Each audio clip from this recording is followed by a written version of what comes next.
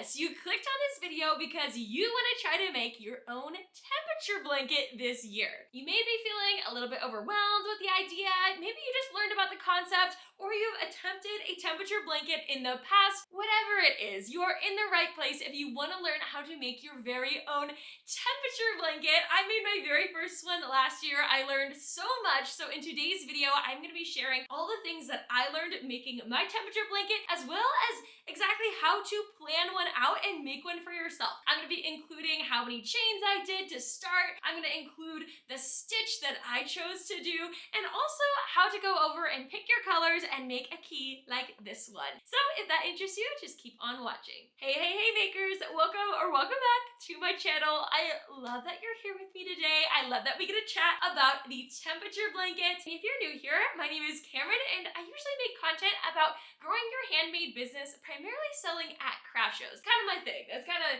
I love craft shows.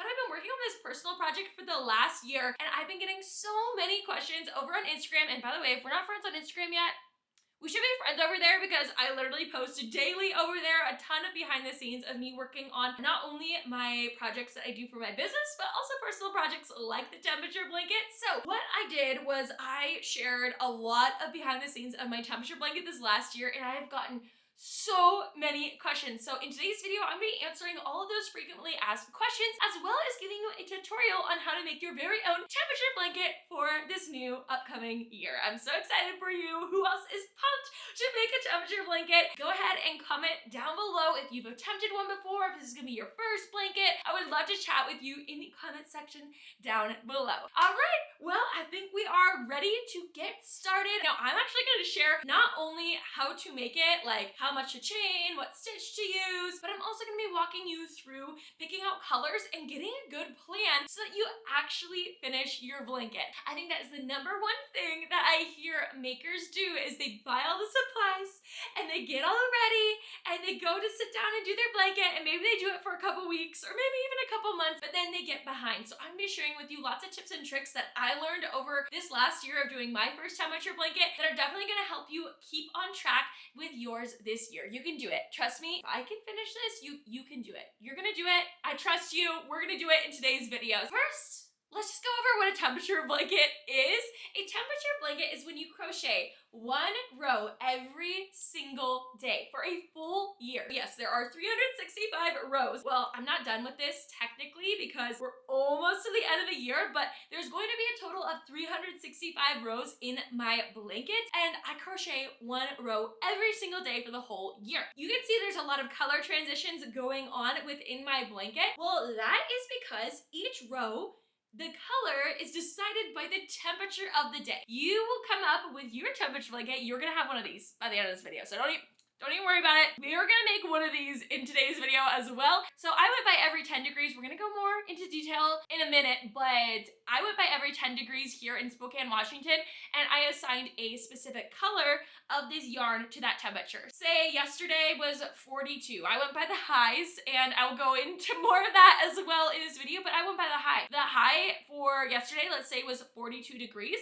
Okay, then I am going to be using congaree, which is 40 to 49 degrees. That is going to be the color that I use for that row of the day. That is what a temperature blanket is. Now, why people usually choose to do a temperature blanket is it's a really cool personal project to track a full year. It's also something that's really awesome. Like, it's a huge project, but it's broken up over a year, so it's something that can be less intimidating than, oh my gosh, I want to make this huge blanket. Well, it's broken up over a full year, so I think that's definitely why people are drawn to the temperature blankets. Also, it's really fun to have the temperature decide your colors and the different stripes and patterns that end up showing up in your blanket. That's all decided by what the temperature is in your area, which I just think is so much fun. It's such a cool project. Now, I didn't come up with the temperature blanket. It's been around for a long time. I honestly don't know who first came up with a temperature blanket, but recently it's been super popular the last couple years, and that's why I decided to make one last year. Now, another reason why I specifically decided to make my temperature blanket last year is because we got married. Actually, I did a white row on our wedding day. Here it is, and it was really early in the year. As you can see, it was January 22nd. My husband and I got married. That is why I wanted to do a temperature blanket, because it was a really special year for us, and I actually got a custom tag that I will be adding at the end of finishing finishing my blanket as well that says Spokane, Washington, first year of marriage, and I'm so excited. It's just gonna be such a special piece in our family, and you know, in the future, we're just gonna have this for so long, and it's just really special to us. So that is why I chose to do a temperature blanket in 2023. Am I doing one in 2024? I kind of want to, honestly, and I'm trying to think of like a good moment of the year of why I would want to, you know, it's just second year of marriage. I don't know. What else? Alice's 7th birthday year. I don't know. People do it for the year that their son is born, or a lot of grandparents I know gift them for grandbabies of the year they were born. There's just so many cool ways, and it's just so special. The temperature blanket is just so special, and so I'm so excited for you to make your very own temperature blanket this year. We are gonna move on to choosing our color palette. Now, I'm kind of a nerd for these things. You may know this, but I actually have a degree in graphic design, and so we learned a lot about color theory. We learned a lot about colors that look good together and the color wheel, all that stuff, you know. And of course I graduated and I was like, I'm gonna crochet for a living, but it has definitely helped me in my crochet career as well, because I just have an eye for color and color combinations. I got a ton of questions on my blanket specifically and the colors and how I chose them, and just some questions on how to choose the right colors. I actually have a whole another temperature blanket video. I share a little bit more about this in that video. I talk about choosing colors that are going to inspire you. You may think of a temperature blanket and think of just the rainbow. You just choose the really bright neon colors of the rainbow, and I see a lot of blankets and they are beautiful, but that's just not my home decor style. We have a lot more muted tones here, and you know, I'm a sucker for pink. I love me some pink, and so I really wanted to choose colors in my temperature blanket that really reflected what I love and what's gonna not only inspire me to work on, but also going to look pretty in my home, and I'm gonna want to keep it and have it out and display it once it's actually finished. So when you're choosing colors, you do not have to choose a rainbow. You can choose a rainbow if that's what you want. Choose like the full rainbow. Beautiful, pretty, they're really turn out gorgeous. I've seen them that people use a black row and then they do a color row, things like that. There's a ton of different ways you can do a temperature blanket, but for me, I wanted to keep it as simple as possible, and I wanted to choose colors that were gonna be really inspiring for me so that I continue to have the motivation to work on it throughout the year. And I think that is a huge reason why I was able to complete my first attempt at this temperature blanket, because if I was working with colors that weren't inspiring, I don't know. I don't think I would have been able to get this far in it. So I started with a total of 1, 2, 3, 4, 5, 6, 7, 8. I had a total of 9 colors that I chose to get started with my blanket. Actually, before we choose our colors, we want to decide how many different colors we are going to want. And that's just going to depend on how you section out your temperature blanket. As you can see here, I have a total of 9 colors. Now, I'm not even gonna lie, I did add a color. I ended up adding this color for over 100 degrees. If it was over 100 degrees, which we had 3 days right in a row, over 100, that's why I decided to add this. I didn't think we were gonna have any, but we ended up doing that, so I added that, and I did end up having a total of 10 colors. Now, I went by every 10 degrees. I am in the Pacific Northwest. We get all 4 seasons. We get them like really intensely here. That is why I decided to do so many colors and go by 10 degrees. You may be somewhere where the climate is different than where I live, and maybe you are one of the lucky people that it doesn't get super cold or super duper hot where you live, and maybe you want to go by every 5 degrees, and that way you can have more of a color variation instead of like 4 colors, because I will say the more colors, the more fun it is to work on your temperature blanket. Oh, let me just show you. It was here at the beginning of doing my temperature blanket.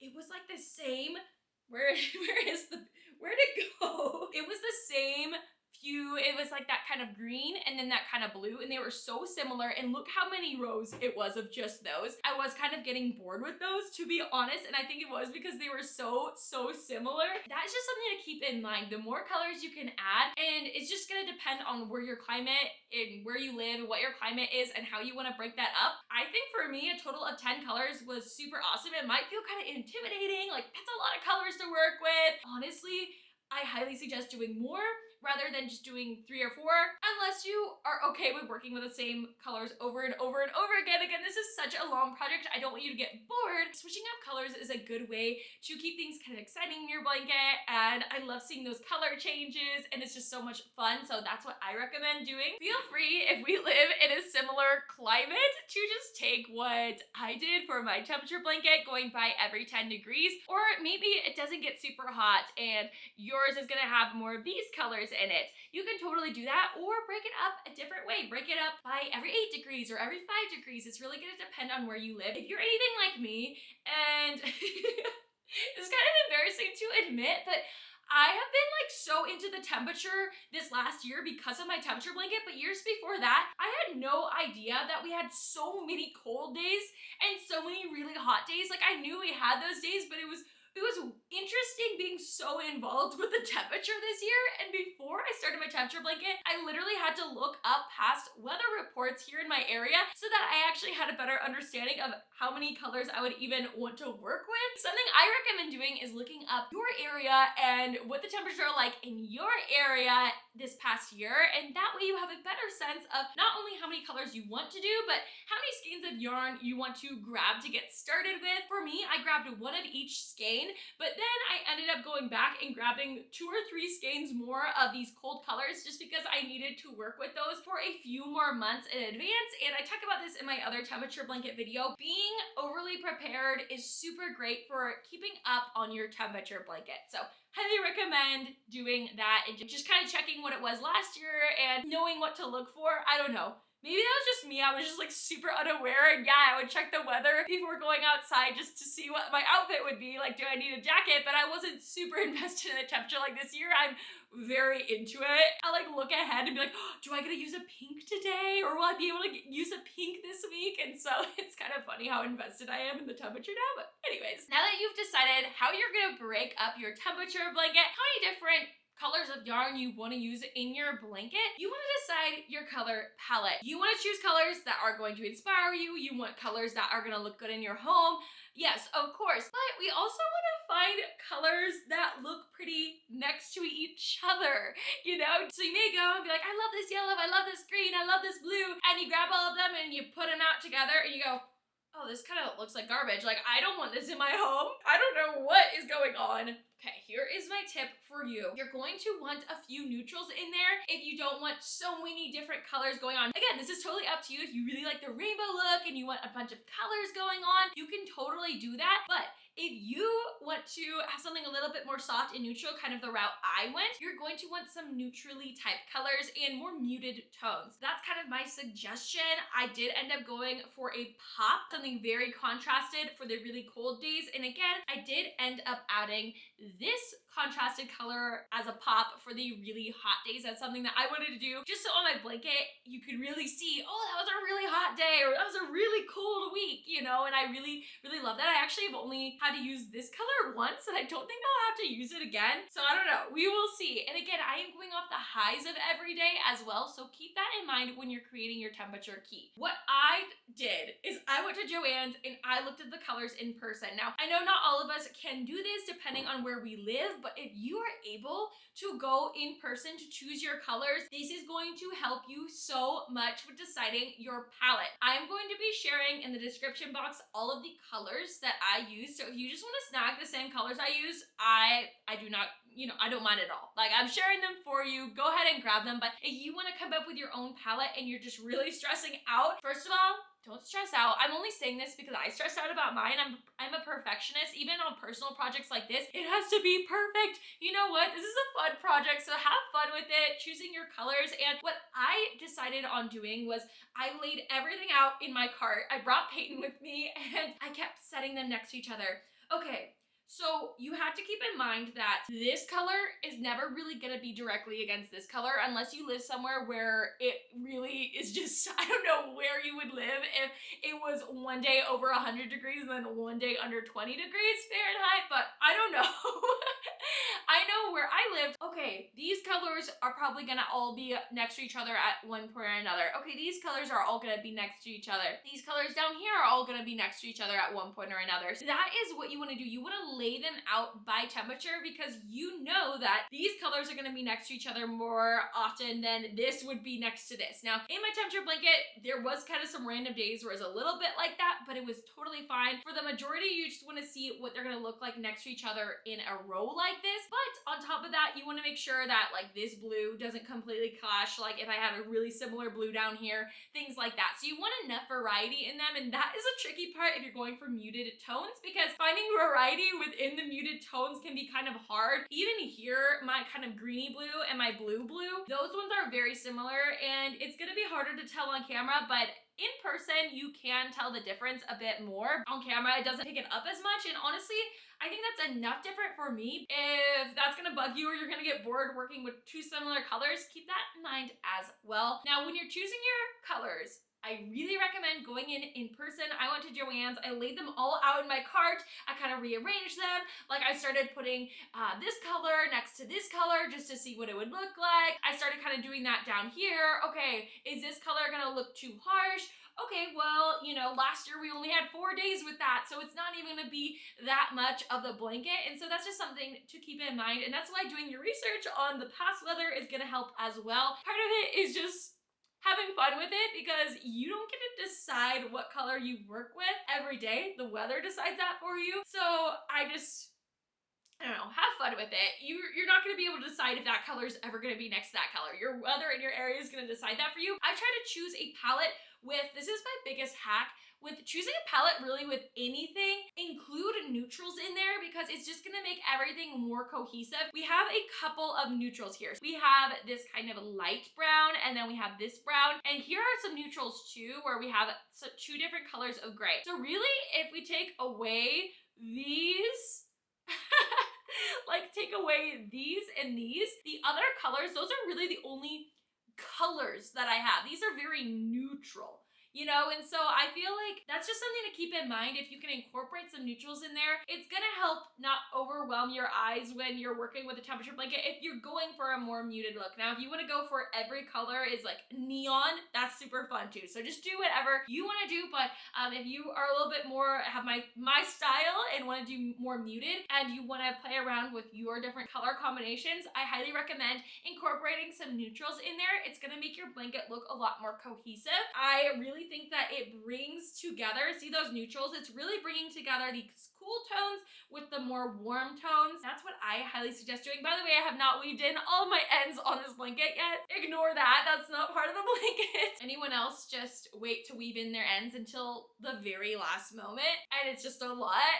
Or do you do it as you go? Comment down below. Do you weave in your ends as you go, or do you wait until the very last moment? A little hack for you, and something I'm gonna do with my temperature blanket next year, I'm gonna weave in my ends as I go because it has been so overwhelming working on weaving in these ends. I have worked on, where is it? I started working on it the other day where I have like an edge that's kind of worked on. I don't even know where it went. Let's see. Yeah, like this edge, I started working on it, but it's been taking so long. So if you can weave in your ends while you're working on it as you go, highly recommend doing that. Just a little extra bonus tip for you. Now I want to chat about creating this actual key. You might be like, oh, that's kind of extra, you know? Oh, I don't know, I'm not gonna make the key. I'm just gonna grab all the yarn. Trust me, trust me, trust me. I kind of just made this key, honestly, to share with you over on Instagram the colors I was using. I didn't think I was gonna refer to it. I was like, oh, I know the colors. No. Okay, there's 10 different colors here. Well, 9 here, but 10 total that I was using. I refer to the key pretty much every time I sit down and crochet my blanket. I refer to this key. Make a key. It's gonna take you a few minutes. You know, it doesn't have to be pretty. I literally just cut a piece of cardstock. I poked holes with a pen and I just added the pieces of yarn as little swatches. You can even tape a little piece of yarn on here. Whatever it is, it does not have to be pretty. Just trust me, just make a key. Just make a key. Okay, you're going to save so much time and energy. You're going to want one anyways. the more you work through, like, you're not gonna remember what colors you picked for what temperature when it gets to the time to actually use these colors. So definitely recommend making a key, and also it helps you visualize the colors next to each other as well when you are coming up with where you want each color, or oh, I want this color down here or that color up there. You can kind of see on the key as well. So definitely recommend making a key. Now again, all I did was cut little swatches. I added them to this piece of cardstock. I did write the name of the color that I'm working with. That is really important for when you want to go grab more yarn. Just write down the name. Just write down the name. I know this takes a few minutes, but just do it. Just do it. I promise you it's gonna be so worth it, because every time I ran out of yarn in that specific color, if I lost the label, it was right here and I didn't have to go search or bring in a swatch. I just knew the name right there. Now I also added on my key the temperatures, which is also obviously extremely important to have on here, because you're not going to be able to remember that once you get to these warmer months throughout the year, like what you decided on January 1st, right? So yeah, that is what I suggest to do for your key, and definitely recommend making a key, picking out your colors, everything before you get started on your blanket. Before you do that first row, I want you to have your colors picked out. So first you want to break up the temperatures, then I want you to pick a color for each of those temperatures, then I want you to create a key, and then we can move on to getting started with the blanket. Now, one more thing that I wanted to mention before we move on to actually how to make this thing, if you're really stumped on the colors, then I just suggest going for the warmer days or the hotter days, a warmer tone. So that is going to be your pinks, your reds, your browns. These are more warmer tones. And then there's your cooler tones, which is going to be more of your greens and your blues. And those cooler tones, those make more sense with the cooler days. The warmer tones are going to make more sense on the warmer days. But if I were to just flip this around and have this be my hot days and these be my cold days, it's up to you. You can do whatever you want, but that is just what makes the most sense as far as matching the color to the actual temperature. I know this video has been a lot of chit chat about the temperature blanket. I promise you, we are about to jump in on how to actually make this thing. But before we get started, I want you to have a plan. Before you get started with that first row, I want you to have a plan. That is, 1, picking out how to break up your colors. 2, you're gonna pick out your colors and match them with each temperature. 3, you're going to create your key. And 4, I want you to write down some rules for yourself. This is if you know yourself and you know you're not gonna get it done. If you're really on top of it, you're like, I can do a row every day, it's no big deal for me. You might not need to do this part. I had to do this for me, because I wrote down a couple rules. I was never gonna let myself get more than 1 month behind. Now you can create a different rule. Maybe it's you never miss more than 2 days in a row. That's a really good one. I don't know if you've read the book Atomic Habits. It's by James Clear, and he talks about how if you want to build a habit, not missing more than 1 day in a row really helps with that. And so I think I'm probably gonna have that goal actually for next year when I do this temperature blanket. But I sit down and I actually do all my rows on 1 day out of the week, so, which brings me to my next point. I highly suggest having a catch-up day for yourself throughout your week, where if you want to do 1 row every day, that's awesome, go for it, try it out, but have a day that's designated to catching up for the week. If you don't have that time set aside, it's just not gonna happen. You're going to get a few months in, you're gonna feel overwhelmed, and you're not gonna finish your blanket. So if you really wanna focus on getting your temperature blanket finished this year, create some rules for yourself, and your life is gonna be different than my life, and my rules that I set for myself are gonna be different than what you can do. Do whatever works for you. For me, next year, I'm gonna try not to miss more than 1 week in a row. So if I miss a week of, sitting down and crocheting my row, I have to catch up that following week. I'm not gonna let myself get more than 2 weeks behind at a time, just because I know if I do, it's so hard to catch up. That's something that I want you to keep in mind before getting started as well. Literally write those down. Write them down on the back of your keys, somewhere that you can refer to all the time. I didn't write them down because you all were keeping me accountable. That's another thing. Get an accountability buddy. I'll be your accountability buddy for 2024. Okay, if you want to do a blanket this next year, comment down below and then go DM me on Instagram and say, I'm gonna do a temperature blanket, Camryn. Let's be accountability buddies, and I will literally help keep you accountable. I share all of this on my Instagram, and I want to inspire you to do one and actually finish it this next year as well. So, okay, enough said about this temperature blanket. Let's start making this thing. Let's dive into actually how to create a temperature blanket. I am going to be doing a small swatch. I will do a little overhead shot of me doing this as well, so you can actually see what it looks like. Okay, I'm gonna take some yarn.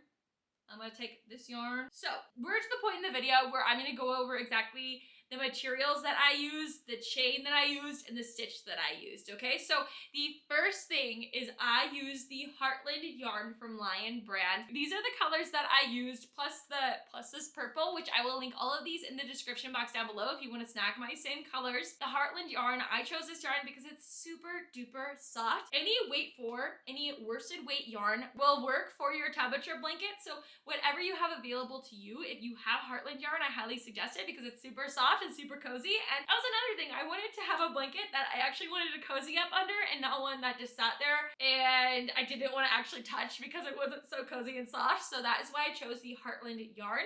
So the breakdown, the colors, I will link down below for you. But as far as the hook that I used this hook. This is my Crochet Styles hook and it is gorgeous. It is so pretty. This is such a special hook to me. It's so comfortable. This is a little bit more of a splurge. I wanted to use this hook as my temperature blanket hook because it was just kind of a cooler hook. I highly recommend getting your own special hook that motivates you. I know it sounds so silly, but I promise you it's gonna help motivate you work on this project and have it in your temperature blanket.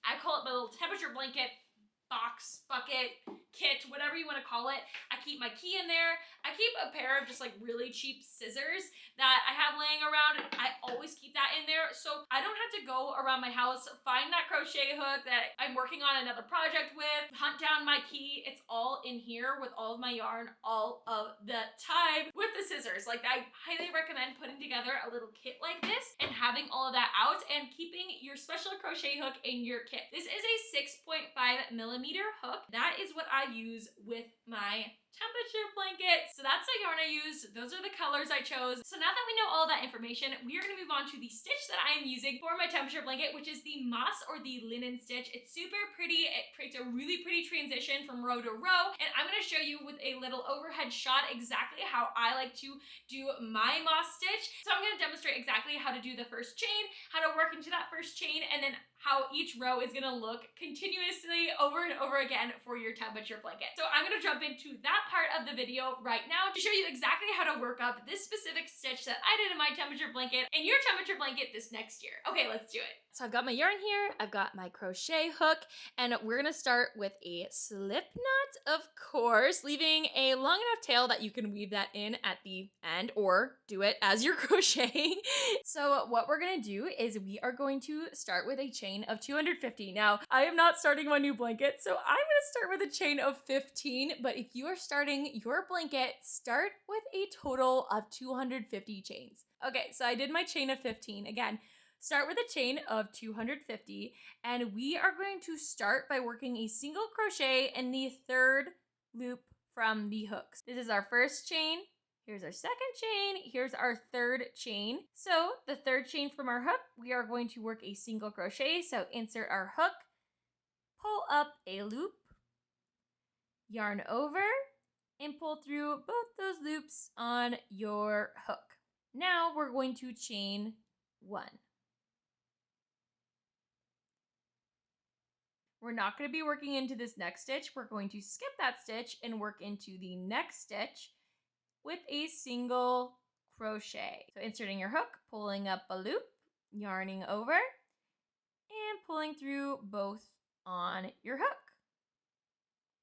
We're going to repeat this over and over again. So we're going to chain one. The next chain we are going to skip, and then we're going to work a single crochet into that next chain. Chain one,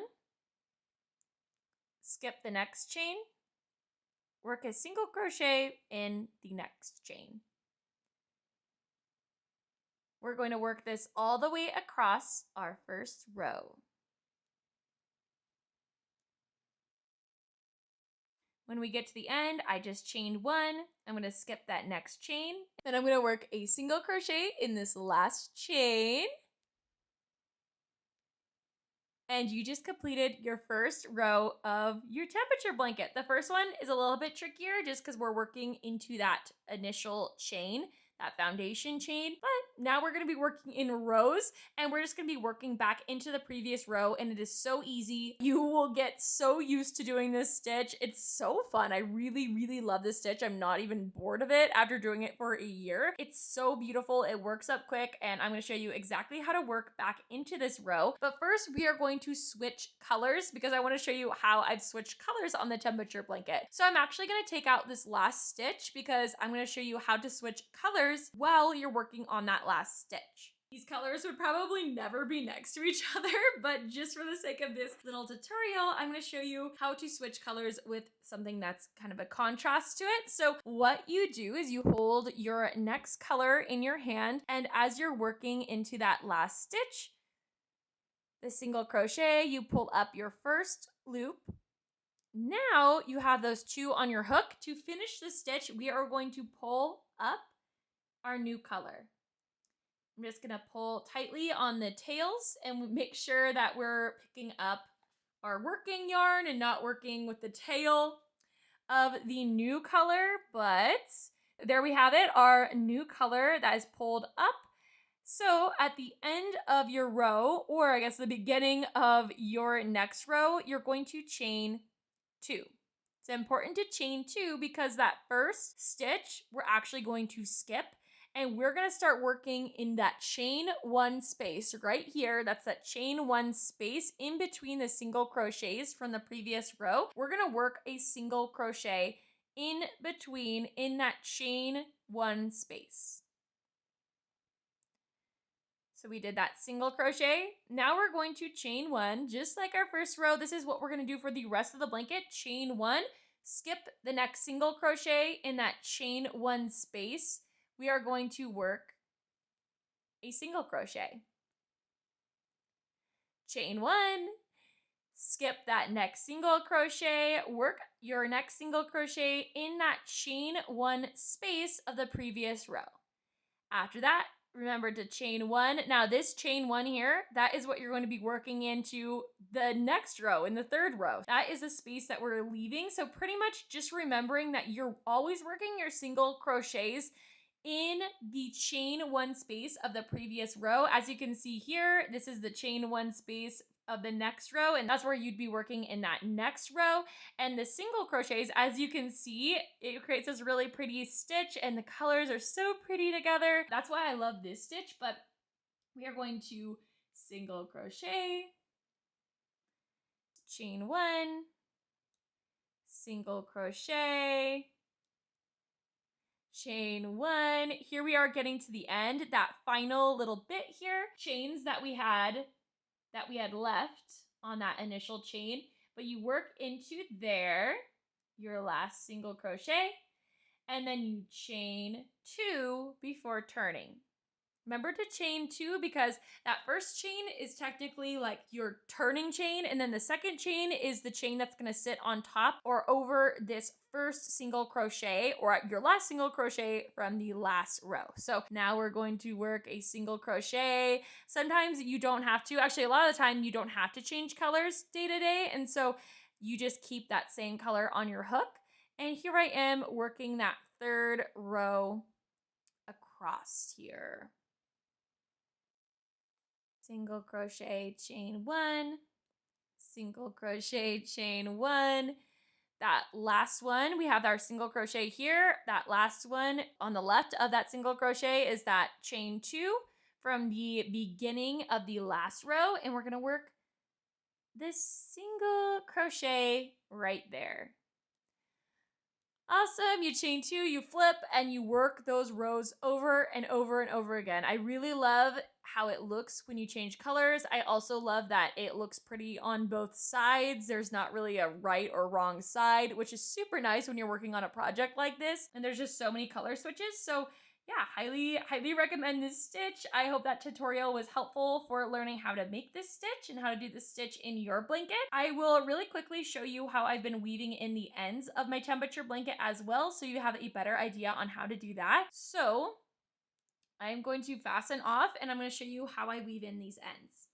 You are going to need a tapestry needle for this part to weave in your ends. And so I'm just gonna weave in one of my ends just to show you what I've been doing. And if you can remember to do this as you're working on your blanket, you're gonna save so much time at the end. But this is what I have been working on, is weaving in these ends. So I just take my tapestry needle, and what I do is I work through the single crochets of this row, and then the single crochet of the previous row, the single crochet of this row, single crochet of the previous row. Okay, so I'm going back and forth and fitting my tapestry needle through there, and then I'm pulling through. Don't do it too tight. I just kind of do a little light pull through there. Then what I do is I start going back the other way. So I'm gonna start in this single crochet, go back through, the opposite direction. Right now I'm working single crochet of the first row and then the single crochet of the second row, back and forth. And I pull through again. Don't pull too tightly, just lightly pull it, because we don't want to pull that stitch too far. And then when we're at the end here, we are going to work our way back. I'm just gonna go around this here. We're gonna work our way back, and this is the last time I do this. So I just go back through a total of 3 times, back and forth. And that seems to be securing my ends pretty good. So I'm gonna do that. And just kind of give it a little tug and make sure it looks natural. And after that, you're just going to want to trim that little piece that's sticking out. And nobody will ever know. They'll never know. No, I've been weaving my ends in one side, and so that one of the sides you can't really tell as much. So yeah, that's what I do with all of the ends. There are a lot of ends to weave in, so just keep that in mind as you're working on your temperature blanket. If you can weave in the ends as you go, I highly recommend doing that. But that is how to do your temperature blanket. That's the stitch, and that's how to weave in your ends. It's super simple, super easy. Just make sure you're keeping about the same tension as you work the rows. My first initial chain in my temperature blanket, it's actually a little bit too loose, so it was almost a little bit wavy. So I definitely recommend not going too loose, but you also don't want to go too tight on your initial chain. Of course, I'm not going to go frog it and redo it, but it's just a little bit looser tension down here, and so that's just something to keep in mind. Just try to do as consistent of tension as you possibly can, and that way you'll just have some more consistency throughout your temperature blanket. But anyways, yeah, that's how you do it. I hope this little tutorial was helpful, and I'm excited for you. And that is it. That is exactly how you can make a temperature blanket this next year. I hope today's video was super helpful. Not only you know exactly how much to chain, the stitch you're gonna do, the colors, and all of the details, and you're prepared to do your temperature blanket this year. Maybe you're feeling motivated to go to Joann's and pick out all your yarn. I really want you to get excited about this. It's a super fun project. It's a super special project, and I'm really looking forward to seeing all the blankets that you make in this new year.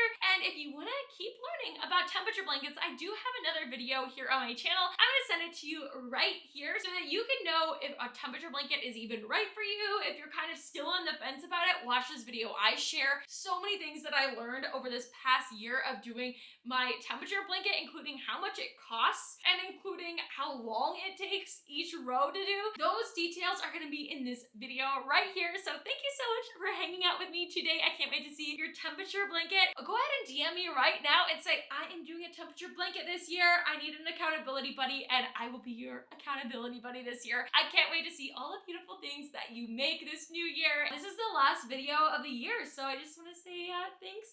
Thanks for subscribing. Thanks for hanging out with me this year, and I cannot wait to see everything you do in this new year. If you want to keep hanging out with me here on YouTube, I suggest this video right here. Bye!